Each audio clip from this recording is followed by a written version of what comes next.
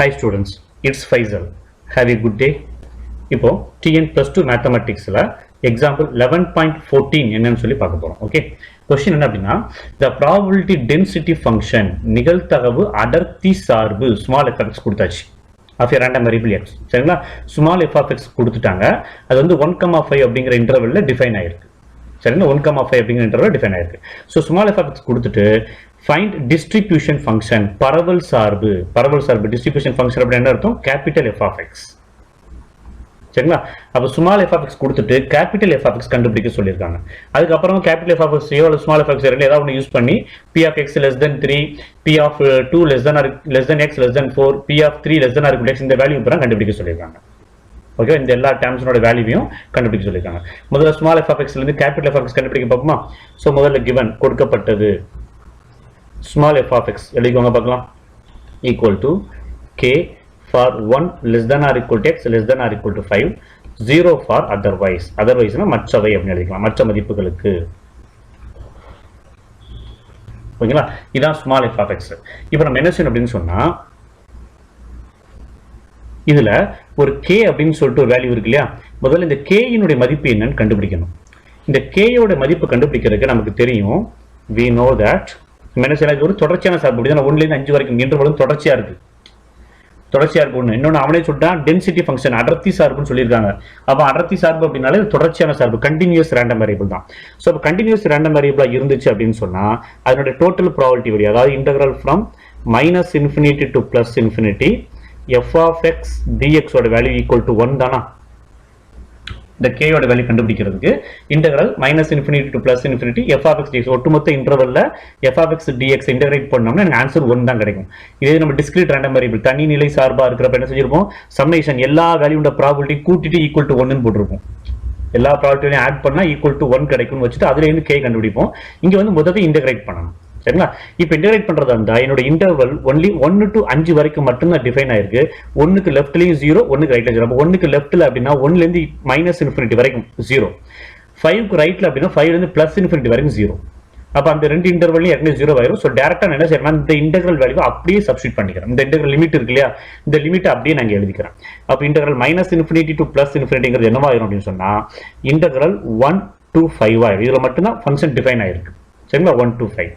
f of x க்கு பதிலா இந்த இன்டர்வல் f of x வந்து k தானே, அப்போ k into dx equal to 1 அப்படின்னு ஆயிரும். இந்த equal to 1 போட்டுட்டே இருக்கணும். சரிங்களா, ஓகே. இப்போ k அப்படிங்கிறது கான்ஸ்டன்ட், அது இன்டர்வல் விட்டு வெளியில போயிடும். அப்போ k வெளியில எடுத்தீங்கன்னா இன்டெகிரல் dx இருக்கும். இன்டெகிரல் dx இன்டகிரேட் பண்ணணும்னு சொன்னா x. சரிங்களா, வெறும் x.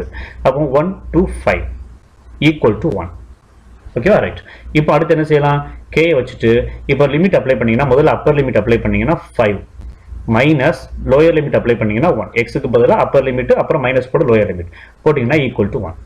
அப்போ என்ன அது k into 5 - 1 4 தானா? அப்போ நமக்கு கிடைச்ச ஆன்சர் வந்து 4k equal to 1 அப்படின்னு கிடைக்கும். அதுல இருந்து என்ன சொல்லிடுறோம், நம்ம k equal to 1/4 அப்படின்னு கன்க்ளூட் பண்ணிடலாம். ஓகேவா, k யோட வேல்யூ 1/4. அப்ப k யோட வேல்யூ 1/4 சொல்லி இந்த f of x தூக்கி அப்படியே சப்ஸ்டிட் பண்ணிடுவோமா? f of x தூக்கி அப்படியே நான் சப்ஸ்டிட் பண்றேன். அப்ப என்ன ஆகும் அப்படின்னா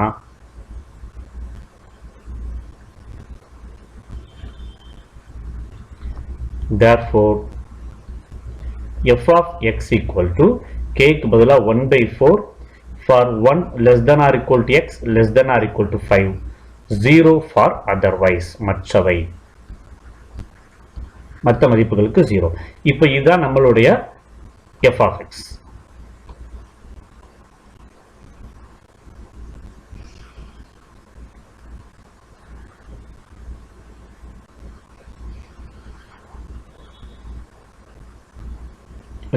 இதுதான் நமக்கு தேவையான f of x. அப்போ f of x முதல்ல கண்டுபிடிச்சாச்சு.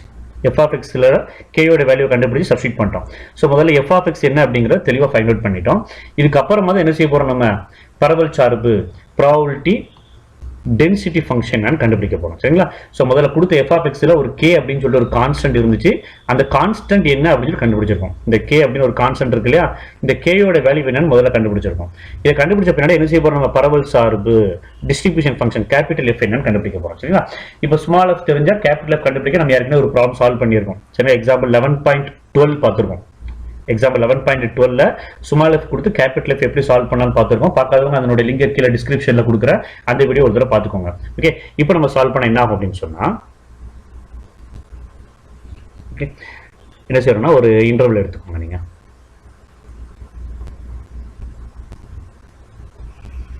ஒரு நம்பர் லைன், ஓகே ஒரு நம்பர் லைன் இந்த மாதிரி எடுத்துக்கிறேன். இந்த நம்பர் லைன்ல இது வந்து மைனஸ் இன்ஃபினிட்டி, இது வந்து plus infinity. Okay, minus infinity plus infinity. என்னோட ஃபங்க்ஷன் இருக்கு இல்லையா, இந்த ஸ்மால் எஃப் ஆஃப் எக்ஸ் அப்படிங்கிறது 1 and 5க்கு நடுவில் மட்டும்தான் இருக்கு, ரிமைனிங் எல்லா இடத்துலையும் 0. அப்போ என்னுடைய மைனஸ் இன்ஃபினிட்டி பிளஸ் இன்ஃபினிட்டிங்கிற லைன்ல 1 and 5 அப்படின்னு சொல்லி ஒரு இன்டர்வல் கிரியேட் பண்ணிக்கலாம் நம்ம. சரிங்களா? ஸோ 1 and 5, சப்போஸ் 1 இந்த இடத்துல இருக்கிறத எடுத்துக்கிறேன், 5 இந்த இடத்துல இருக்கிறத எடுத்துக்கிறேன், 1 and 5. சரிங்களா? இந்த இன்டர்வல்ல மட்டும்தான் ஃபங்க்ஷனோட வேல்யூ வந்து எவ்வளோன்னு சொல்லியிருக்காங்க, 1/4 அப்படின்னு சொல்லியிருக்காங்க. அப்படிதானே? 1க்கும் 5க்கும் நடுவில் ஃபங்க்ஷனோட வேல்யூ 1/4, எஃப் ஆஃப் எக்ஸோட வேல்யூ 1/4. இதை தவிர மற்ற எல்லா இடங்கள்லையுமே ஃபங்க்ஷனோட வேல்யூ 0. சரிங்களா? அப்போ இந்த இடத்துலையும் ஃபங்க்ஷனோட வேல்யூ 0, இந்த இடத்துலையும் ஃபங்க்ஷனோட வேல்யூ 0. ரெண்டு இடத்துலையுமே ஃபங்க்ஷனோட வேல்யூ 0 இருக்கதான் நம்ம ஃபிக்ஸ் பண்ணிக்கணும். ஃபிக்ஸ் பண்ணிட்டு முதல்ல என்ன செய்யுங்க, நான் எடுக்கக்கூடிய எக்ஸ் மைனஸ் இன்ஃபினிட்டி டு 1 இந்த இன்டர்வல் இருந்து, இப்போ 3 இன்டர்வலா இருக்கு இல்லையா, என்னோட நம்பர் லைன் என் கோடு வந்து 3 இன்டர்வலா இருக்கு பாருங்க. மைனஸ் இன்ஃபினிட்டி டு 1 ஒரு இன்டர்வல், 1 to 5 ஒரு இன்டர்வல், 5 to infinity ஒரு இன்டர்வல். இப்போ இந்த 3 இன்டர்வல்ல ஒவ்வொரு இன்டர்வல்ல எக்ஸ் இருக்கிறப்ப என்ன ஆகும் பார்க்க போறோம் நம்ம. சரிங்களா? இப்போ ஃபர்ஸ்ட் இன்டர்வல் இந்த மைனஸ் இன்ஃபினிட்டி டு 1 அப்படிங்கிற ஏதோ ஒரு இடத்துல எக்ஸ் இருக்குதா எடுத்துக்கோங்க. நீங்க இந்த இன்டர்வல்ல எக்ஸ் ஏதோ ஒரு இடத்துல இருக்கிறதா நீங்க எடுத்துக்கோங்க. ஓகே, ஸோ இதை நான் எப்படி டிஃபைன் பண்ணிக்கிறேன் அப்படின்னு சொன்னா, கேஸ் 1 நிலை 1 அப்படின்னு எடுத்துக்கிட்டீங்களா, தமிழ்ல வந்து நிலை 1 அப்படின்னு எழுதிக்கோங்க. நிலை 1. இப்போ இந்த எக்ஸின் மதிப்பு 1க்கு இடது பக்கம் எவ்வளவு தூரம் இருக்கலாம் அப்படிதானே. ஸோ அப்போ இதை ரெண்டு வகையில் எழுதலாம். ஒன்று if X belong to minus infinity comma 1 அப்படின்னு எழுதலாம், அல்லது எக்ஸ் லெஸ் தென் 1 அப்படின்னு எடுத்துக்கலாம். ஏன் அப்படின்னா என்னோட கொடுத்துருக்க இன்டர்வல்ல 1 and 5 ரெண்டுமே இருக்கு. இந்த 1/4 அப்படிங்கிறதுல ஈக்குவல் இருக்கு பார்த்தீங்களா, 1 less than or equal to x less than or equal to 5. அப்போ இந்த இன்டர்வல்ல 1 to 5ங்கிற இன்டர்வல்ல 1ம் இருக்கு 5ம் இருக்கு. சரிங்களா? ஸோ அப்போ அதை கிளியரா மார்க் பண்றதா இருந்தா எனக்கு இப்படி தான் கிடைக்கும். இந்த 1 இருக்கு இல்லையா, அப்போ நான் என்னோட ஃபங்க்ஷன் 1/4 அப்படின்னு மதிப்பு கிடைக்கக்கூடிய இன்டர்வல் வந்து இதுதான். கிளியரா இந்த இன்டர்வல்ல 1ங்கிற மதிப்பும் உண்டு, 5ங்கிற மதிப்பும் உண்டு. அப்போ 1 வந்து இடது பக்கம் போகாது, வலது பக்கம் தான். அதனால இடது பக்கம் இருக்கிறது போனா எக்ஸ் லெஸ் தென் 1 அப்படின்னு நான் மார்க் பண்ணியிருக்கேன். சரிங்களா? X less than 1. இப்போ எக்ஸ் லெஸ் தென் 1 இருக்கிறப்ப capital F of X, capital F of எக்ஸ்க்கு ஃபார்முலா என்ன, P of capital X less than or equal to small X. இதுக்கு ஃபார்முலா எப்போதுமே குவிப்பு பரவல் சார்பு குமுலேட்டிவ் டிஸ்ட்ரிபியூஷன் அப்படின்னாலே மைனஸ் இன்ஃபினிட்டி டு எக்ஸ் தான் integral limit. Minus infinity to X F of X dx. சரிங்களா? இப்போ இந்த மைனஸ் இன்ஃபினிட்டி எக்ஸ் வரைக்கும் இந்த இன்டர்வல்ல எஃப் ஆஃப் எக்ஸோட வேல்யூ 0 தானா, மைனஸ் இன்ஃபினிட்டி 1 வரைக்குமே எஃப் ஆஃப் எக்ஸ் 0 தான். அதில் நடுவில் ஒரு எக்ஸ்னு ஒரு பாயிண்ட் எடுத்து அது வரைக்கும் எடுக்கிறேன். ஸோ அப்போ கம்ப்ளீட்டாக இன்டெகிரல் வேல்யூ 0 ஆயிருமா? அப்போ இன்டெகிரல் மைனஸ் இன்ஃபினிட்டி டு எக்ஸில் எஃப் ஆஃப் எக்ஸோட வேல்யூ 0 டிஎக்ஸ். அப்போ 0வை இன்டெகிரேட் பண்ணணும்னு சொன்னால் எனக்கு ஆன்சர் 0 தான் கிடைக்கும். அப்போ மைனஸ் இன்ஃபினிட்டி கமா 1 அப்படிங்கிற இன்டர்வல்ல எக்ஸை எடுத்துக்கிட்டோம்னு சொன்னா அங்க எஃப் ஆஃப் எக்ஸோட வேல்யூ எனக்கு 0 தான் கிடைக்கும். சரி, ஃபர்ஸ்ட் இன்டர்வல். அதுக்கு அடுத்து கேஸ் 2.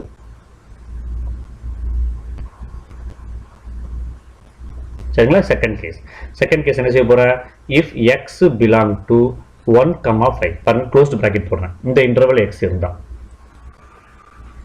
சரிங்களா, இந்த இன்டர்வல் ஏதோ ஒரு இடத்துல எக்ஸ் இருந்துச்சுன்னு சொன்னா, இப்போ இந்த இன்டர்வல்ல 1 உண்டு 5 உண்டு, ரெண்டுமே உண்டு, க்ளோஸ்ட் பிராக்கெட். ஓகேங்களா?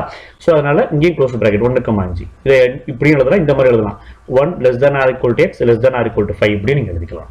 ஓகே, ஸோ இப்போ f of X, capital F of x equal to P of capital X less than or equal to small x which is equal to integral minus infinity to x. எப்போதுமே capital F of எக்ஸோட formula minus infinity to X தான், F of X dx. சரியா? இப்போ X இங்கே இருக்குது. அப்போ இந்த minus இன்ஃபினிட்டியிலிருந்து இந்த எக்ஸ் வரைக்கும் பார்க்குறோம், இந்த மைனஸ் இன்ஃபினிட்டியிலிருந்து இந்த எக்ஸ் வரைக்கும் பார்க்குறோம் நம்ம. சரிங்களா? அப்போ இந்த மைனஸ் எக்ஸ் வரைக்கும் போகிறப்ப ரெண்டு இன்டர்வல் இருக்கா, மைனஸ் இன்ஃபினிட்டி 1 வரைக்கும் ஒரு இன்டர்வல், 1லேருந்து எக்ஸ் வரைக்கும் இன்னொரு இன்டர்வல். அப்போ இந்த மைனஸ் இன்ஃபினிட்டி டு எக்ஸ் அப்படிங்கிறது ரெண்டா பிரியுமா, ரெண்டு இன்டர்வலா பிரியுமா, மைனஸ் இன்ஃபினிட்டி டு 1 வரைக்கும் ஒரு இன்டர்வல், 1 to x வரைக்கும் இன்னொரு இன்டர்வல். அப்போ ரெண்டு இன்டர்வல் நான் டிவைட் பண்ற பாருங்க. இதை இன்டர்வல் மைனஸ் இன்ஃபினிட்டி டு 1 வரைக்கும் ஒரு இன்டர்வல் பிளஸ் இன்டர்வல் 1லேருந்து x வரைக்கும். எப்போதுமே இந்த கடைசி எழுதுற இன்டர்வலோட பவர் வந்து எக்ஸா தான் இருக்கும் குமுலேட்டிவ்ல. சரிங்களா? அப்பர் லிமிட் வந்து எக்ஸா தான் இருக்கும். கடைசியாக ரெண்டு அப்பர் லிமிட் வந்து எக்ஸா தான் இருக்கும். சரிங்களா? ஓகே. இப்போ minus infinity to 1, minus infinity 1 வரைக்கும் எஃப் ஆஃப் எக்ஸோட வேல்யூ 0 தானா? மைனஸ் இன்ஃபினிட்டி பிளஸ் 1 வரைக்கும் எஃப் ஆஃப் எக்ஸோட வேல்யூ 0. அப்போ இங்க 0 dx ன்னு போட்டுடலாம். 1ல இருந்து x வரைக்கும் இந்த இன்டர்வல்ல எஃப் ஆஃப் எக்ஸோட வேல்யூ எவ்வளவு? 1/4. எஃப் ஆஃப் எக்ஸோட வேல்யூ 1/4. அப்போ இதை 1/4 dx அப்படின்னு எழுதிக்கலாம். ஓகேவா? ரைட். அடுத்து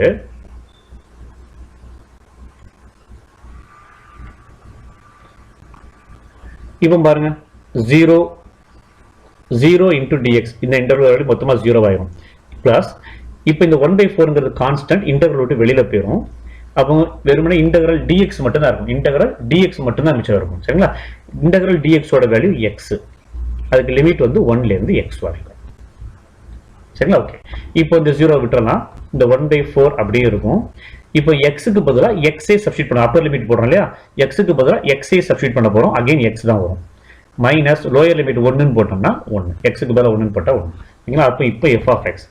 Therefore f of x equal to 1/4 x minus 1 for 1 less than or equal to x less than or equal to 5. x ஓட வேல்யூ 1 க்கும் 5 க்கும் நடுவுல இருந்துச்சுன்னா 1/4 x minus 1 தான் f of x ஓட வேல்யூ. ஓகேவா? ரைட்.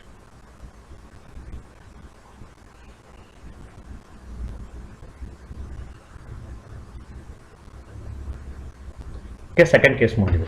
அடுத்து third case. Okay, third case பாருங்க. இப்போ x இங்க இருந்துச்சு இல்லையா? இப்போ x இங்க இல்லாம இந்த இடத்துல இருக்கிறத எடுத்துக்கோங்க. இந்த 5 to x இந்த இடத்துல ஏதோ ஒரு இடத்துல x இருக்கிறதா? இந்த 5ல இருந்து இன்ஃபினிட்டி வரைக்கும் இந்த இன்டர்வல் x க்கு எடுத்தீங்கன்னா இப்போ என்ன செய்யணும்? மைனஸ் இன்ஃபினிட்டில இருந்து இந்த x வரைக்கும் இன்டெக்ரல் பார்க்கணும். மைனஸ் இன்ஃபினிட்டில இருந்து இந்த x வரைக்கும் இன்டெக்ரல் பார்க்கணும். ஸோ அப்போ இந்த மைனஸ் இன்ஃபினிட்டி இந்த x வரைக்கும் எத்தனை இன்டர்வல் இருக்கு பாருங்க. மைனஸ் இன்ஃபினிட்டி டு 1 வரைக்கும் ஒரு இன்டர்வல், 1ல இருந்து 5 வரைக்கும் ஒரு இன்டர்வல், 5ல இருந்து x வரைக்கும். அப்போ இந்த இன்டர்வல் 3ஆ டிவைட் ஆகும். மைனஸ் இன்ஃபினிட்டி டு x வந்து 3ஆ பிரியும்.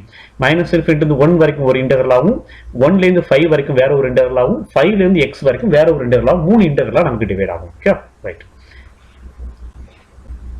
இப்போ மூணாவது கேஸ் பாருங்க. Case 3. Case 3. If x is belong to 5, infinity இப்படியும் எழுதலாம், அல்லது x greater than 5. சரி,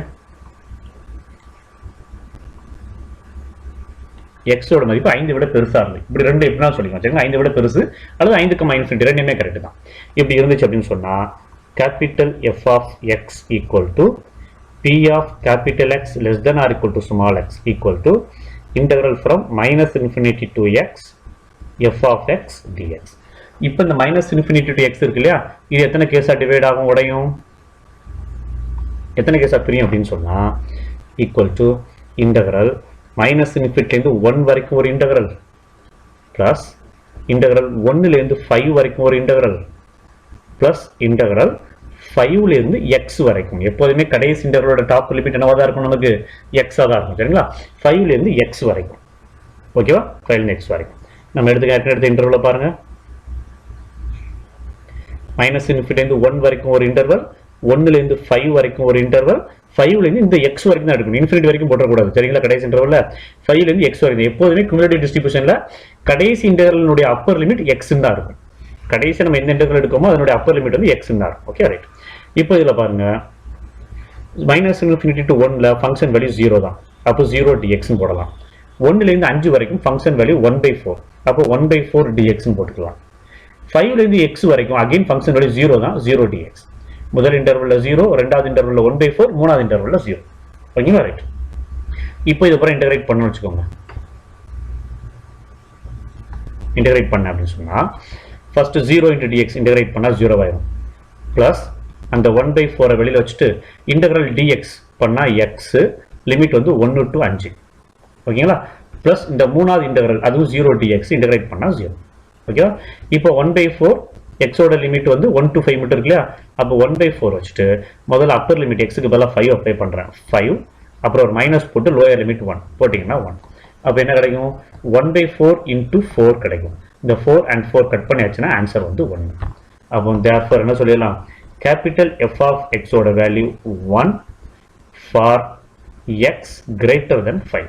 x ஓட வேல்யூ 5 விட பெரிய நம்பரா இருக்கிறப்ப capital F of x ஓட வேல்யூ 1 அப்படின்னு கிடைக்கும். ஓகே ஓகேப்பா, எப்போதுமே கடைசி இன்டர்வல்ல கேபிட்டல் எஃப் ஓட வேல்யூ 1 தான் கிடைக்கும். Cumulative distribution, probability distribution, distribution function அல்லது நிகழ்தகவு பரவல் சார்பு. இந்த பரவல் சார்பு இருக்கு தெரியுமா, இந்த பரவல் சார்பானது கடைசி இன்டர்வல்ல 1 தான் கிடைக்கும். ஓகே, இப்போ கண்டுபிடிச்ச எல்லா வேல்யூவும் கொண்டு போய் ஒரே ஃபங்க்ஷனா எழுதுவோமா? நம்ம ஃபைண்ட் அவுட் பண்ணிச்சிருக்க எல்லா வேல்யூவையும் ஒரே ஃபங்க்ஷனா நான் எழுதுறேன். therefore capital F of x equal to நம்ம என்னென்ன இன்டர்வல்லாம் பார்த்தோம் போல எழுதுவோமா? முதல் இன்டர்வல் வந்து x less than 1 அப்படிங்கிற இன்டர்வல் பார்த்தோம். ரெண்டாவது இன்டர்வல் வந்து 1 less than or equal to x less than or equal to 5ங்கிற இன்டர்வல் பார்த்தோம். மூணாவது இன்டர்வல் வந்து x greater than 5 அப்படிங்கிற இன்டர்வல் பார்த்தோம். சரிங்களா? இப்போ x less than 1ல ஃபங்க்ஷன் வேல்யூ 0. சரிங்களா? 1 to 5 வரைக்கும் உள்ள இன்டர்வல்ல பாருங்க, x ஓட வேல்யூ less than 1 அப்படிங்கிற இன்டர்வல்ல கேபிட்டல் F of x ஓட வேல்யூ 0. சரிங்களா? அடுத்து x ஓட வேல்யூ 1 to 5. x ஓட வேல்யூ 1 and 5 க்கு இன்பிட்வீன்ல இருந்துச்சுன்னு சொன்னா function value 1/4 x minus 1. 1/4 x minus 1. அப்ப இங்க 1/4 x minus 1 எழுதிக்கலாம். லாஸ்ட் greater than 5 ன்னு சொன்னா ஃபங்க்ஷன் வேல்யூ 1. சரிங்களா? அப்ப இதுதான் நம்மளுடைய கேபிட்டல் F of x, நம்மளுடைய பரவல் சார்பு, ப்ராபபிலிட்டி டிஸ்ட்ரிபியூஷன் ஃபங்க்ஷன். சரி, is the required probability distribution function எழுதிக்கலாம் என்பது தேவையான பரவல் சார்பு அப்படின்னு எழுதிக்கலாம். ஓகே ரைட், இப்போ பரவல் சார்பு முடிஞ்சது.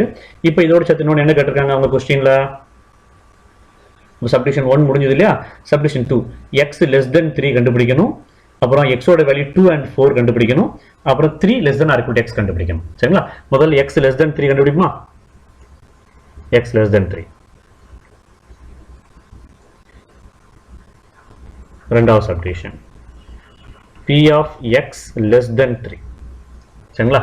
இந்த x less than 3 அப்படிங்கிறதும் p of x less than or equal to 3 அப்படிங்கிறது ஒன்று தான். எப்போ அப்படின்னா கண்டினியூஸ் டிஸ்ட்ரிபியூஷன்ல, கண்டினியூஸ் ரேண்டம் வேரியபிள் அல்லது கண்டினியூஸ் டிஸ்ட்ரிபியூஷன் சொல்லிக்கலாம். சரிங்களா? தொடர்ச்சியான சமவாய்ப்பு மாறிகள்.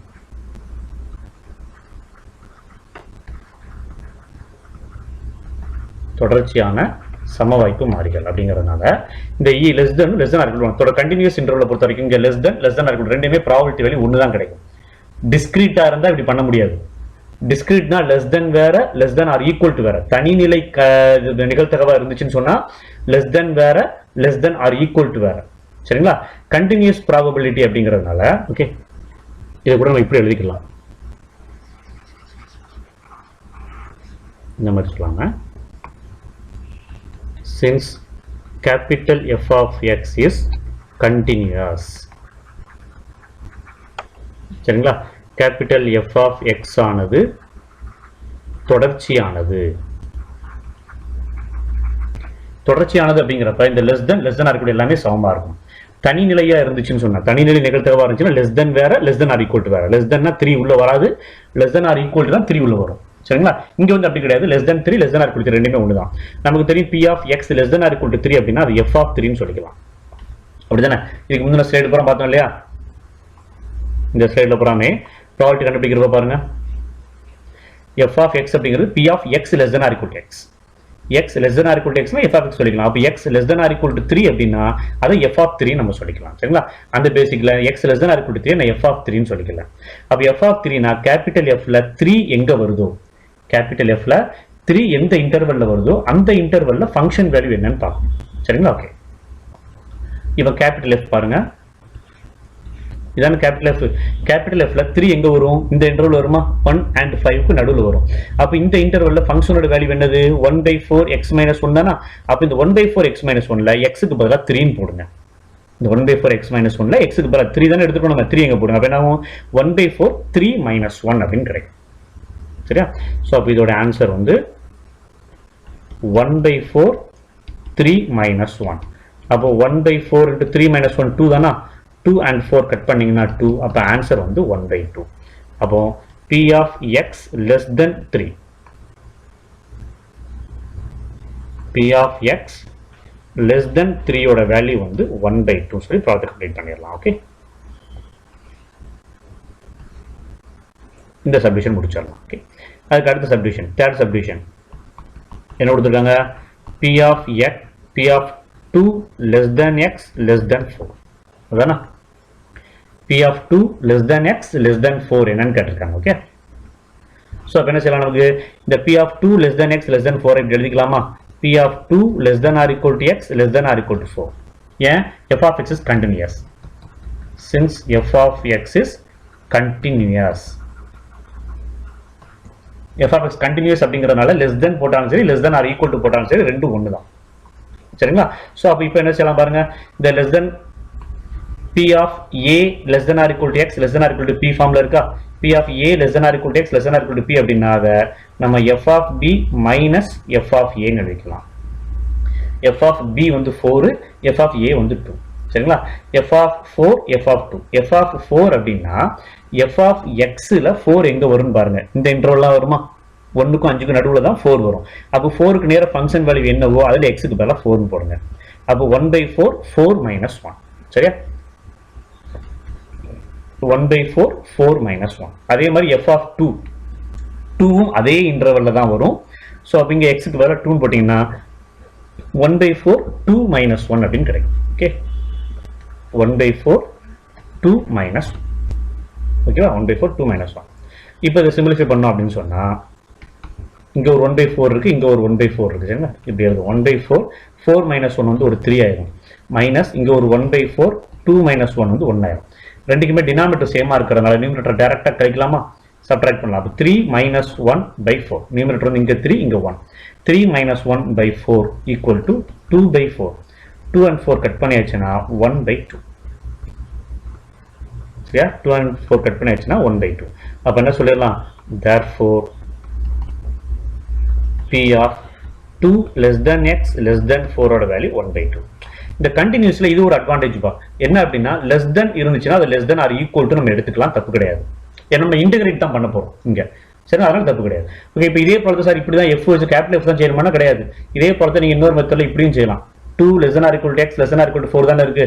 இத integral from 2 to 4 f of x dx னு நீங்க செய்யலாம்.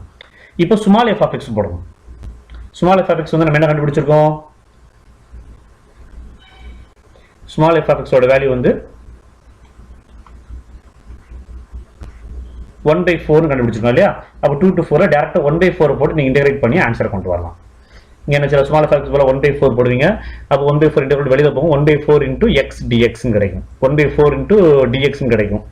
1 by 4 இன்டகிரேட் வெளியில போச்சுன்னா வெறும் dx மட்டும். அப்போ 1 by 4 into x னு ஆகும். 4 2 டைரக்டா போட்டு 2 4 minus 2 2 னு நீங்க போடலாம்.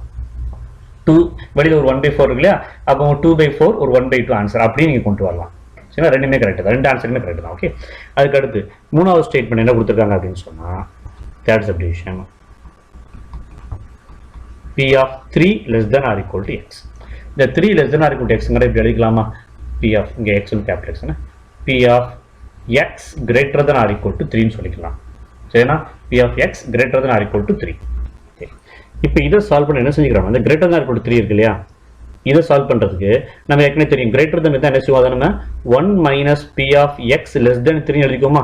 greater than less than மாத்துவோம். இங்க equal to இருந்தா இங்க equal to போட கூடாது, இங்க equal to இல்லனா இங்க equal to போட்டுக்கணும். சரி, இங்க equal to இருக்கறனால இங்க equal to போடல. அப்ப 1 minus P of x less than 3 எழுதிக்கிறேனா? எதற்காக இப்படி எழுதுறேன் அப்படினா நமக்கு தெரியும் 1 minus P of x less than 3 ஓட வேல்யூ இந்த மேல கண்டுபிடிச்சு வச்சிருக்கோம் பாருங்க. P of x less than 3 ஓட வேல்யூ 1 by 2. ஏற்கனவே வேல்யூ தெரிஞ்சதனால அதை பயன்படுத்திக்கலாம் நினைக்கிறேன், வேற ஒண்ணும் இல்ல. சரிங்களா? சோ அப்ப இங்க 1 by 2. அப்ப இதுக்கு பதிலா ஒரு 1 by 2 போடுங்க. 1 minus 1 by 2 ஓட வேல்யூ 1 by 2 தான். அப்போ P of 3 less than or equal to x ஓட வேல்யூ வந்து 1 by 2. சிம்பிளா முடிச்சிடலாம். ஓகேனா? சோ இதே இது நார்மலா நீங்க செய்யறதா வந்து டைரக்டா பண்றதா இப்படியும் பண்ணலாம். இது வந்து இன்டகிரல் 3 விட பெரிய நம்பர் அப்படிதானா? அப்ப 3 to infinity வரைக்கும் போகும். 3லேருந்து இன்ஃபினிட்டி வரைக்கும் இருக்கணும் இன்டர்வல். பட் நமக்கு வந்து 5 வரைக்கும் தான் ஃபங்க்ஷன் டிஃபைன் ஆயிருக்கு. அதுக்கு மேலே போனால் 0 ஆயிரும். அதனால 3 to 5 f of x dx வச்சு செய்யலாம். 3 to 5 f of x வந்து 1/4 தான். 1/4 வெளியில போயிடும். அப்போ x for 3 to 5 ஆகும். 1/4 லிமிட் அப்ளை பண்ணீங்கன்னா 5 minus 3 5 minus 3 ஓட வேல்யூ வந்து 2 உங்களுக்கு. ஸோ அப்போ 1/4 into 2 equal to 1/2. இப்படி நீங்கள் ஆன்சர் கொண்டு வரலாம். 3 விட பெரிய நம்பர். அப்போ 3 விட பெருசு அப்படின்னா இன்ஃபினிட்டி வரைக்கும் போகலாம். பட் நமக்கு 5 வரைக்கும் தான் ஃபங்க்ஷன் டிக்ளேர் ஆயிருக்கு. f of x small f of x வந்து 5 வரைக்கும் தான் டிக்ளேர் ஆயிருக்கு. நம்ம ஏற்கனவே பார்த்துருக்கோம். அப்படிதானா? சரிக்கா? ஸ்மால் f of x ஓட வேல்யூ வந்து 3க்கு மேல 5 வரைக்கும் தான். கீழே மினிமம் 1 வரைக்கும் இருக்கும். மேல மேக்ஸிமம் வந்து 5 வரைக்கும் தான் இருக்கும். சரிங்களா? ஸோ அதுக்கு மேல உள்ள எல்லா இடத்துலையுமே இன்டர்வல் வந்து 0. அதனால நான் 5 நான் லிமிட்டா யூஸ் பண்ணிக்கிறேன். 3லேருந்து 5 வரைக்கும் f of x dx போட்டு இன்டகிரேட் பண்ணாலும் இதே 1/2 கொண்டு வந்துடலாம். ஸோ நீங்கள் கேபிட்டல் f வச்சு சால்வ் பண்ணாலும் சரி, ஸ்மால் f வச்சு சால்வ் பண்ணாலும் சரி, ஆன்சர் சமமாக தான் வரும் நமக்கு. சரிங்களா? ஓகேப்பா? இதோட இந்த ப்ராப்ளம் கம்ப்ளீட் பண்ணிக்கலாம். இந்த ப்ராப்ளம் உங்களுக்கு யூஸ்ஃபுல்லாக இருந்துச்சுன்னு சொன்னால் லைக் பண்ணுங்க, உங்கள் ஃப்ரெண்ட்ஸ் கூட ஷேர் பண்ணுங்க, சப்ஸ்கிரைப் பண்ணிக்கோங்க. தேங்க்யூ. தேங்க்ஸ் ஃபார் வாட்சிங்.